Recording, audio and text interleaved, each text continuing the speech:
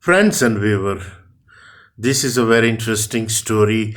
The title of this story is How the Camel Got His Hump on His Back. So, this story is written by Rudyard Kipling, a very famous writer, the author of Kim, a famous novel. Rudyard Kipling. So Rudyard Kipling tell us how the camel from the beginning of the world when all the animals were born were made.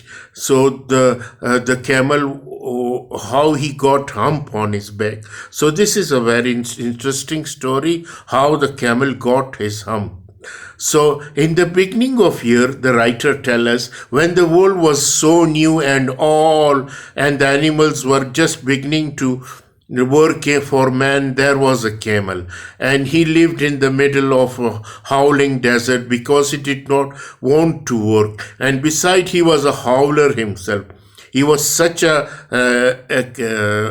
lazy animal, so he had sticks and thorns and tamaracks and milkweed and prickle, most excruciating idyll. And when anybody spoke to him, he said, hump, just hump, and no more. Presently the horse came to him on Monday morning with a saddle on his back and a bit in his mouth and said, Camel, oh camel, come out and trot like the rest of us.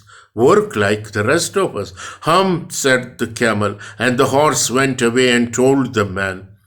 So presently the dog came to him with a stick in his mouth and said, Camel, oh camel, come and fetch and carry like the rest of us.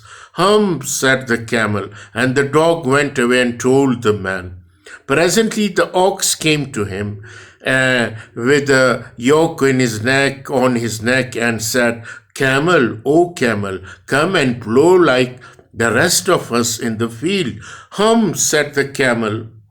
Hum, said the camel, and the ox went away and told the man. At the end of the day, the man called the horse and the dog and the ox together and said, 303, I am very sorry for you with the world so new at all at those days. But that hump thing in the desert, it can't work. Hump means the camel, or he would have here by now. So I am very frustrated from him, going to leave him alone, and you must work double time to make up for it. That made the three very angry, the three animals, with the world so new at all, and they held a palaver and in a panchayat, they held a meeting, and po woo on the edge of the desert, and the camel came chewing milkweed, most scrutiating idle fellow, and laughed at them. Then he said hump and went again. Presently there came along the jinn in the charge of all desert. Rolling in the cloud of dust, jinn always travel with that way because it is magic, and he stopped to palaver and powwow with the three. Jinn of all desert, said the horse, is it right for anyone to be idle and with the world so new at all? Certainly not, said the jinn. Well, said the horse, there is a thing in the middle of your howling desert, and he is a howler himself with a long neck and a long legs. He hasn't done a stroke of work since Monday morning. He won't truth. Whew, said the jinn, whistling, that's my camel for all the gold in Arabia. What does he say about it?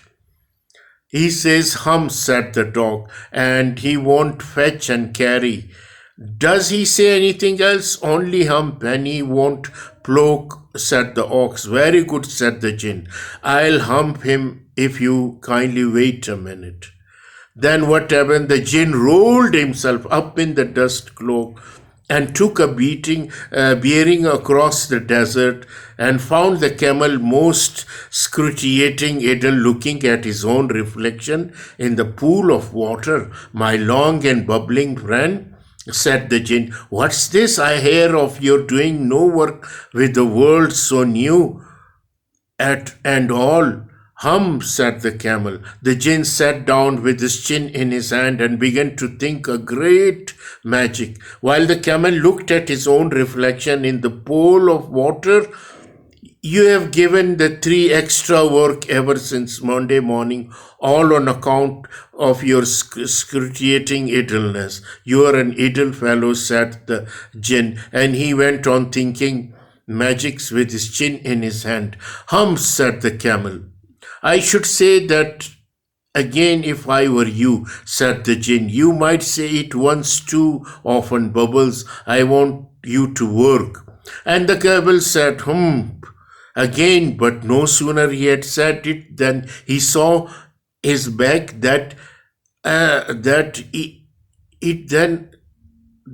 and he was proud of it, puffing up into a grief big lipoling. Do you see that? Said the jinn. That's your very hump. That's your brought you very own self by not working. Today's Thursday. And if you done no work since Monday, when the work began, now you are going to work. How can I, said the camel, with this hump on my back? That's made a purpose, said the jinn. All because you missed these 3 days.